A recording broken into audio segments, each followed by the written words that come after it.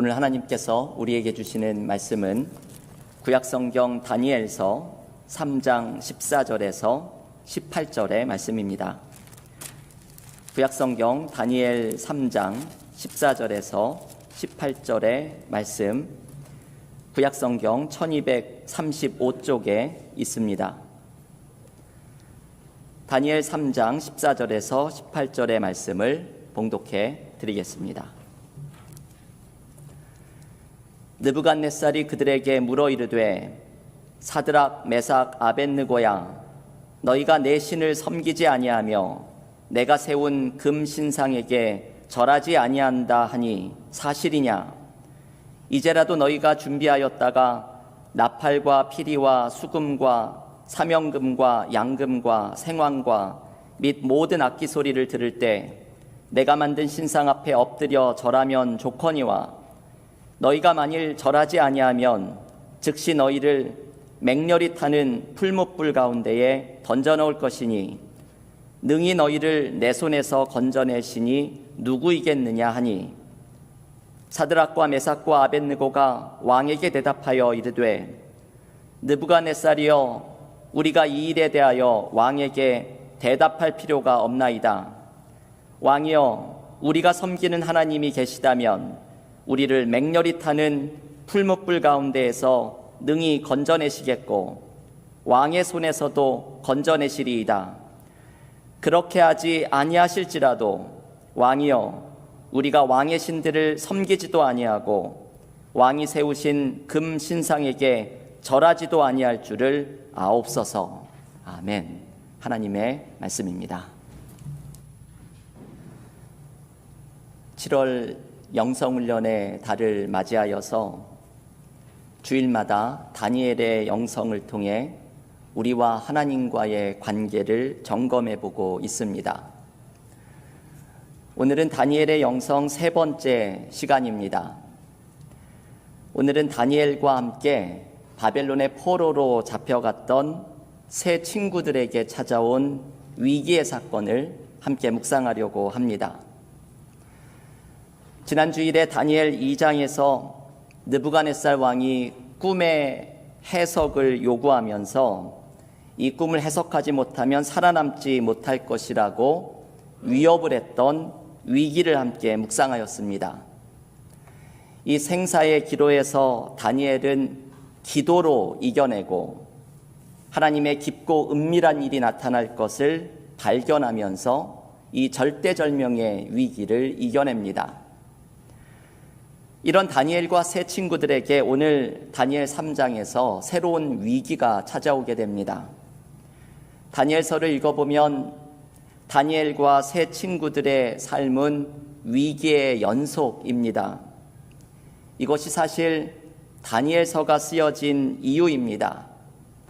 다니엘서는 낯선 땅에서 하나님과 함께 살아가는 이야기라고 말씀을 드렸습니다. 바벨론의 포로지라는 낯선 땅에서 숱한 위기를 경험하면서 어떻게 하나님과 함께 살아갈 수 있을지 그 방법을 알려주는 책이 다니엘입니다. 우리들의 삶도 마찬가지입니다. 다니엘과 세 친구들만 바벨론의 낯선 땅에서 이 연속적인 위기 속에 어떻게 살아가야 하는지를 배워야 했던 것이 아니라 우리 신앙인들도 삶에 찾아오는 위기와 시험 앞에서 그것을 어떻게 이겨내고 살아가야 하는지를 배워야 합니다. 다니엘서가 바로 이것을 우리에게 가르쳐 줍니다. 오늘 다니엘의 세 친구들에게 찾아온 위기는 느부갓네살이 세운 금신상으로부터 시작됩니다. 다니엘서 3장 1절은 이렇게 말합니다. 느부갓네살 왕이 금으로 신상을 만들었으니 높이는 60규빗이요 너비는 6규빗이라 그것을 바벨론 지방의 두라 평지에 세웠더라. 느부갓네살은 높이가 60규빗이나 되는 자신의 모습을 본딴 상을 세웁니다. 이 60규빗은 요즘의 길이로는 27m의 높이입니다. 약 30m 정도의 높이가 되는 신상을 세운 것이죠. 게다가 이 거대한 상이 모두 금으로 칠해 있습니다. 압도적인 위용을 자랑하는 금 신상입니다. 여러분, 느부갓네살이 이 금신상을 세운 목적은 무엇일까요? 너무나도 분명합니다. 느부갓네살은 압도적인 크기의 금신상을 만들면서 자신이 가진 힘을 과시하고 여기에 굴복하게 하면서 자신의 권위를 강화하려는 목적을 가지고 있었습니다. 이를 위해서 오늘 본문 6절에 보면 이 금신상에 절하지 않으면 맹렬히 타는 풀무불에 집어넣겠다고 위협합니다. 이제 다니엘과 세 친구들에게 새로운 위기가 찾아왔습니다. 다니엘의 세 친구인 사드락, 메삭, 아벳노고는 왕의 신상에 절하기를 거부합니다. 그리고 평소에 다니엘의 친구들을 시기하던 사람들이 이 모습을 고발하면서 다니엘의 세 친구들은 왕 앞에 서게 됩니다. 여러분, 한편으로는 왜 이 다니엘의 세 친구들이 금신상에 절하기를 거부하였을까 의아해집니다. 그래 보아야 절일 뿐인데, 타협할 수도 있었을 텐데, 그저 다른 사람들 비위를 맞추어 주면서 위기를 모면할 수도 있었을 텐데 왜 그렇게 절을 하는 것을 거부했을까 의아하게 생각될 수도 있습니다. 하지만 이들이 왕 앞에 섰을 때에 이 금신상에 절하는 모습에 어떤 진짜 문제가 담겨 있는지가 드러나게 됩니다. 오늘 본문 15절의 마지막에서 왕이 이렇게 묻습니다. 능히 너희를 내 손에서 건져낼 신이 누구이겠느냐? 이 다니엘 3장 15절 마지막에 나오는 이 말은 금신상에 절하는 이슈가 무엇인지를 보여줍니다. 그것은 금신상에 절하는 것이 삶의 주인, 역사의 주관자가 누구인가를 결정하는 행위라는 것입니다. 왕의 신상에 절하는 것은 왕을 삶의 주인으로, 왕을 세상의 주관자로 섬기는 것을 의미합니다. 이것을 거부하는 다니엘의 세 친구들은 하나님이 삶의 주인이고 하나님이 세상의 주관자이심을 고백하고 있는 것입니다. 다니엘의 세 친구들은 왕의 질문 앞에 이렇게 대답합니다. 오늘 본문 다니엘서 3장 17절 말씀입니다. 왕이여, 우리가 섬기는 하나님이 계시다면 우리를 맹렬히 타는 풀무불 가운데에서 능히 건져내시겠고 왕의 손에서도 건져내시리이다. 다니엘의 친구들은 살아계시는 하나님께서 자신들을 풀무불에서 건져내시고 왕의 손에서도 건져내실 것이라고 대답합니다. 이것은 하나님의 주권과 하나님의 다스림에 대한 인정과 신뢰를 보여주는 말입니다. 여러분, 오늘 이 대화가 오늘 우리가 봉독한 본문의 메시지입니다. 왕은 누가 너희를 내 손에서 건져내겠느냐 질문하고 세 친구들은 하나님이 건져내시리라 대답합니다. 우리를 삶의 문제에서 건져내시는 분도 하나님이시고 내 삶을 주관하고 인도하시는 분도 하나님이십니다. 여러분, 다니엘의 세 친구들의 믿음은 우리들의 삶을 돌아보게 합니다. 우리의 삶에는 우리를 다스리려고 그 권리를 주장하는 것들이 있습니다. 마치 30m의 거대한 금신상이 우리를 현혹하고 굴복하게 만들듯이 돈이 우리를 다스린다고 굴복하라고 말하고 세상의 힘과 권력이 우리를 다스린다고 주장하면서 그것에 절하고 쫓아오라고 말합니다. 때로는 삶의 문제와 위기가 우리를 찾아와서 이 위기에서 너를 건져낼 자가 누구냐 우리를 조롱합니다. 이때 우리는 사드락, 메삭, 아벳느고의 믿음으로 나아가야 합니다. 하나님이 우리를 건져주시리라. 하나님이 우리의 삶을 다스리신다. 하나님이 내 삶의 주인이시다. 이 믿음의 고백이 우리를 승리하게 만듭니다. 다니엘서 3장의 메시지는 바로 우리를 건져내시는 하나님을 의지하라는 것입니다. 이 메시지가 3장의 뒷부분에 폭발하듯이 등장합니다. 오늘 본문에서 결국 다니엘의 세 친구는 풀무불에 던져지게 되지요. 그런데 하나님께서 이 풀무불 속에 함께 하시면서 이들이 고백한 것처럼 그들을 건져주십니다. 이 놀라운 광경을 보고서 느부갓네살 왕이 다니엘 3장 28절에서 이렇게 말합니다. 느부갓네살이 말하여 이르되 사드락과 메삭과 아벳느고의 하나님을 찬송할지로다. 그가 그의 천사를 보내사 자기를 의뢰하고 그들의 몸을 바쳐 왕의 명령을 거역하고 그 하나님 밖에는 다른 신을 섬기지 아니하며 그에게 절하지 아니한 종들을 구원하셨도다. 여러분이 28절의 말씀이 사실 놀라운 말씀이죠. 이 말을 누가 하느냐를 주목해야 합니다. 이 모든 위기를 초래한 장본인인 느부갓네살의 입에서 이 고백이 나오는 것입니다. 이 28절의 핵심은 이것이죠. 하나님이 자기를 의뢰하고 하나님 밖에는 다른 신을 섬기지 아니한 이들을 구원하셨다고 고백하는 것입니다. 여러분, 이것이 3장의 메시지입니다. 하나님을 의뢰하는 것, 삶의 위기는 하나님을 의뢰함으로 이겨내는 것입니다. 그리고 이것이 다니엘서의 전체에서 중요한 메시지입니다.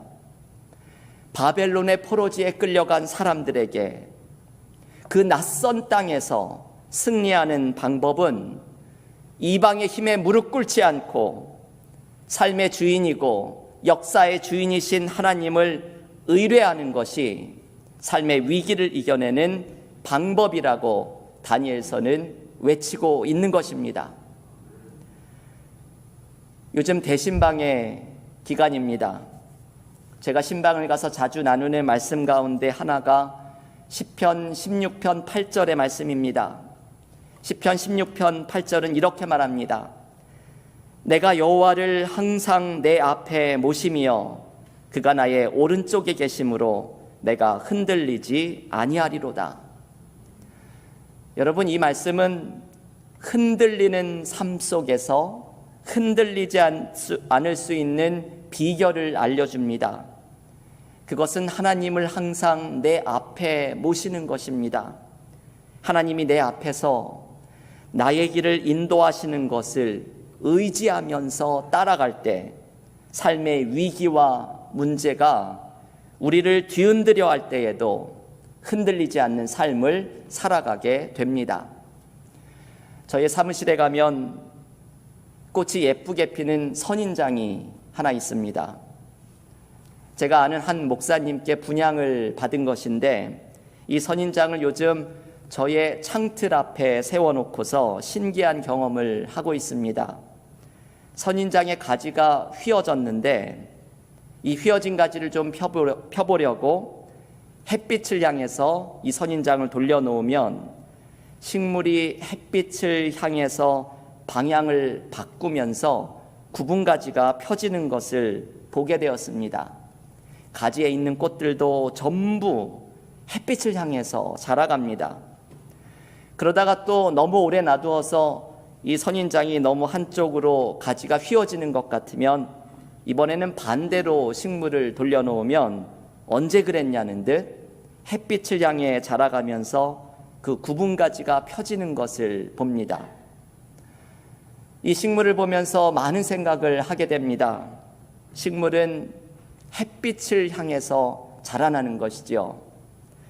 어떤 상황 속에 있든지 햇빛 하나를 보면서 자라갑니다. 식물은 진짜 중요한 것, 가장 중요한 것, 한 가지를 알고 있습니다. 바로 태양입니다. 태양 하나를 보면서 식물은 방향을 잡고 흔들리지 않습니다. 신앙인들도 마찬가지입니다. 진짜 중요한 것, 가장 중요한 것 하나를 아는 것이 우리가 흔들리지 않는 방법입니다. 바로 내 삶의 주인이신 하나님, 온 세상의 주인이신 하나님을 바라보고 의지하는 것입니다. 내가 여호와를 항상 내 앞에 모시며 그가 나의 오른쪽에 계심으로 내가 흔들리지 아니하리로다. 하나님을 의지하는 사람은 흔들리지 않는 은혜를 경험합니다. 이것이 바로 다니엘서 3장의 메시지인 것입니다. 교우 여러분, 오늘도 이 예배 자리에 나오면서 수많은 삶의 어려움과 기도의 제목을 우리는 가지고 나왔습니다. 우리의 삶에는 위기와 문제가 우리를 굴복시키려듯이 달려들 때가 있습니다. 이때 우리는 오늘 다니엘의 세 친구가 보여준 믿음의 모습을 붙들어야 합니다. 내 삶을 다스리시는 하나님이 나를 위기 가운데 건져주시는 분임을 신뢰하면서 하나님을 의뢰할 때 흔들리지 않는 은혜를 경험하는 믿음의 삶이 되기를 기원합니다. 그런데 여러분, 오늘의 본문에는 중요한 메시지가 마지막에 덧붙여 있습니다. 다니엘과 친구들의 깊은 영성을 보여주는 말씀입니다. 다니엘서에서 가장 유명한 말씀이 바로 다니엘서 3장 18절의 말씀입니다. 한 목소리로 이 말씀을 읽어볼 텐데요. 주보 앞에도 있는 요절의 말씀, 다니엘서 3장 18절을 함께 읽겠습니다. 그렇게 하지 아니하실지라도 왕이여, 우리가 왕의 신들을 섬기지도 아니하고 왕이 세우신 금 신상에게 절하지도 아니할 줄을 아옵소서. 아멘. 여러분, 이 말씀은 17절에서 하나님이 건져주시리라 말한 다음에 바로 이어지는 말씀입니다. 다니엘의 세 친구들은 하나님이 풀무불의 위기 속에서 건져주실 것이지만 그리 아니하실지라도 하나님을 향한 믿음을 지키겠다고 고백합니다. 이들의 믿음의 고백이 놀라운 것은 바로 그렇게 아니하실지라도 라는 표현 때문입니다.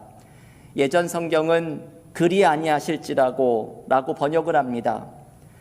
저는 대학 때 이 가사로 된 찬양을 부르면서 얼마나 큰 은혜를 받았는지 모릅니다. 여러분, 이 믿음은 어디에서 나오는 것일까요? 그리 아니하실지라도, 내가 원하는 것을 하나님이 그리 아니하실지라도 하나님을 섬기겠다는 이 고백은 어떻게 가능한 것일까요? 하박국 선지자도 같은 고백을 합니다. 하박국 3장에서 포도나무의 소출이 그치고 우리에는 양떼가 없고 외양간에는 소가 없어도 하나님으로 인하여 즐거워하겠다고 고백합니다. 이 하박국의 고백 또한 그리 아니하실지라도 이 믿음의 고백을 드리는 것입니다. 다니엘의 세 친구들도 하나님이 풀무불에서 건져주시면 믿겠다는 것이 아니라 그리 아니하실지라도 하나님을 의지하겠다는 믿음을 고백합니다. 여러분, 이런 믿음은 어떻게 가능한 것일까요? 이러한 고백이 가능한 이유는 하나님의 선하심에 대한 신뢰 때문입니다. 비록 내가 원하는 일이 이루어지지 않았을 때에도 하나님의 선하심은 계속됨을 믿고 있기 때문입니다. 지난 주일에 우리가 함께 묵상했던 다니엘 2:22의 말씀을 기억하시죠? 다니엘 2장 22절, 그는 깊고 은밀한 일을 나타내시며, 우리가 헤아리기 어려운 하나님의 깊고 은밀한 일이 항상 선하고 나를 살리는 것임을 믿는 것이 다니엘과 친구들의 믿음입니다. 바로 이것을 신뢰하는 것이지요. 하나님의 깊고 은밀한 일이 선하심을 신뢰하는 것입니다. 심지어는 풀무불의 죽음의 순간을 맞이하더라도 하나님이 삶의 하나님만이 아니라 죽음의 하나님이심을 믿는 것입니다. 죽음과 그 이후의 삶도 선하신 하나님의 손 안에 있음을 믿는 것입니다. 바울이 로마서 8장 39절에서 고백하듯이 죽음도 하나님의 사랑에서 나를 끊어놓을 수 없다고 고백하는 것입니다. 이것이 바로 그리 아니하실지라도의 믿음을 갖는 것입니다. 여러분, 이러한 믿음은 우리로 하여금 삶에 대해서 너무나도 넓고 광대한 시각을 갖게 만듭니다. 삶을 축복과 성공만으로 바라보는 것이 아니라 불행과 고통 속에서도 그리 아니하실지라도의 믿음을 가진 사람은 언제나 하나님의 선하심을 신뢰하면서 삶의 어떤 형편에 처하든지 간에 흔들리지 않는 삶을 살아가게 됩니다. 교우 여러분, 우리의 삶은 하나님의 손 안에 있습니다. 우리가 어떠한 삶의 자리에 있든지 간에 하나님의 선하심은 우리와 함께 할 것입니다. 삶도 죽음도 우리를 향한 깊고 은밀한 계획을 가지고 계신 하나님의 사랑에서 우리를 끊어놓을 수 없습니다.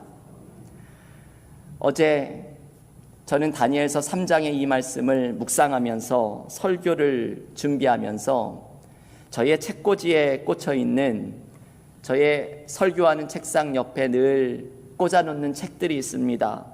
은혜가 더 크다라는 책을 다시 펴보게 되었습니다. 카일 아이들만 목사님이 쓴 이 책은 우리의 삶의 어려운 문제들, 죄와 상처와 남을 향한 원망과 절망보다도 하나님이 주시는 은혜가 언제나 더 크다, 이 말씀을 알려주는 책입니다. 이 메시지가 참 귀하지요. 삶에서 경험하는 그 어떤 문제보다 하나님의 은혜는 더 크다 말하는 것입니다. 이 책의 가장 마지막 페이지는 크랙이라는 분의 이야기로 마칩니다. 갑작스러운 췌장암 말기 진단으로 6개월여의 투병 생활을 하다가 하나님의 품에 안긴 크랙이라는 성도의 장례를 이 목사님이 집례하면서 이 크랙이 세상을 떠나기 전에 마지막으로 남긴 글을 읽으면서 너무나 깊은 감명을 받습니다. 크랙이 그의 블로그의 마지막 글에 이렇게 씁니다. 거울 속에 내 모습을 보면 병세가 악화되기 시작했음을 알 수 있다. 얼굴에 뼈만 앙상하게 남아서 면도를 하는데 이상하다. 나의 누런 눈은 황달이 자리 잡고 있다는 것을 늘 상기시켜준다. 이것은 곧 모든 것이 결국 멈추게 될 것이라는 뜻이다. 하지만 천국에서 영생을 누릴 거라는 사실이 힘이 나며 그곳에서 곧 암이 나을 거라고 생각하니 얼굴에 미소가 지어진다. 장차 내게 펼쳐질 일들을 생각하니 의욕이 생기고 설레는 마음으로 기대할 이유들이 참 많다. 여러분, 이런 고백을 어떻게 할 수 있을까요? 암투병의 극심한 고통 속에서 천국에서 암이 나을 것에 미소가 지어지고 앞으로 펼쳐질 일에 설레는 마음으로 기대가 된다고 어떻게 이런 고백을 할 수 있을까요? 크랙이 이런 고백을 할 수 있었던 이유는 그가 다음에 쓴 마지막 문장 때문입니다. 크랙은 그의 삶의 가장 마지막 문장을 이렇게 적습니다. 하나님은 선하시다. 이 문장에는 마침표가 5개가 찍혀 있습니다. 하나님은 선하시다. 삶의 고통과 위기 속에서도 우리가 하나님을 믿고 의지할 수 있는 것은 하나님의 선하심을 신뢰하기 때문입니다. 시편 34편 8절은 이렇게 말합니다. 너희는 여호와의 선하심을 맛보아 알지어다. 그에게 피하는 자는 복이 있도다. 하나님의 선하심을 신뢰하는 것이 우리의 힘입니다. 하나님의 선하심을 의지하는 것이 낯선 땅에서 승리하며 살아갈 수 있는 방법입니다. 하나님의 선하심을 신뢰할 때 우리는 그리 아니하실지라도의 믿음을 고백하게 됩니다. 왜냐하면 내가 헤아리지 못하는 하나님의 깊고 은밀한 일이 나를 살릴 것임을 신뢰하기 때문입니다. 교우 여러분, 우리의 삶에는 많은 어려움이 있습니다. 하지만 오늘 다니엘의 세 친구가 보여준 것처럼 하나님을 의뢰하는 믿음으로 흔들리지 아니하고 하나님의 선하심을 신뢰하는 그리 아니하실지라도의 믿음으로 우리의 삶의 위기 속에서도 늘 승리하는 믿음의 교우들이 모두 되시기를 간절히 축원합니다. 기도하겠습니다.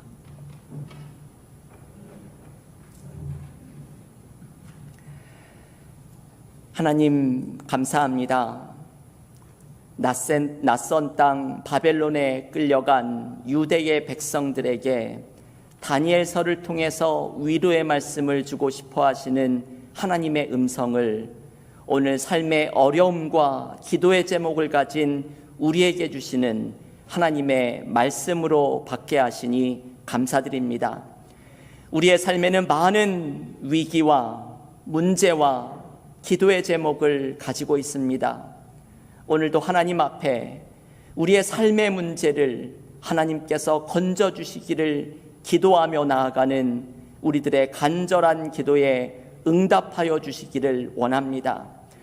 하나님을 의뢰하는 자가 흔들리는 삶 속에서도 흔들리지 아니할 것이라는 오늘의 말씀을 붙들고 오늘 예배를 시작하는 이사야 40장의 말씀처럼 오직 여호와를 바라보고 앙망하며 하나님이 주시는 은혜로 새 힘을 얻는 믿음의 삶이 되게 하여 주시옵소서. 다니엘의 세 친구들이 그리 아니하실지라도 믿음의 고백을 했던 것은 하나님의 선하심을 신뢰하기 때문이고, 비록 내가 헤아리지 못할지라도 하나님의 깊고 은밀한 일이 나를 살릴 것임을 신뢰하기 때문입니다. 우리도 우리에게 하나님을 신뢰하는 믿음을 허락하여 주시사 그리 아니하실지라도 언제나 하나님을 신뢰하며 하나님의 선한 계획이 내 삶에 이루어지기를 기도하며 승리하는 믿음의 삶이 되게 하여 주시옵소서. 예수님의 이름으로 기도하옵나이다. 아멘.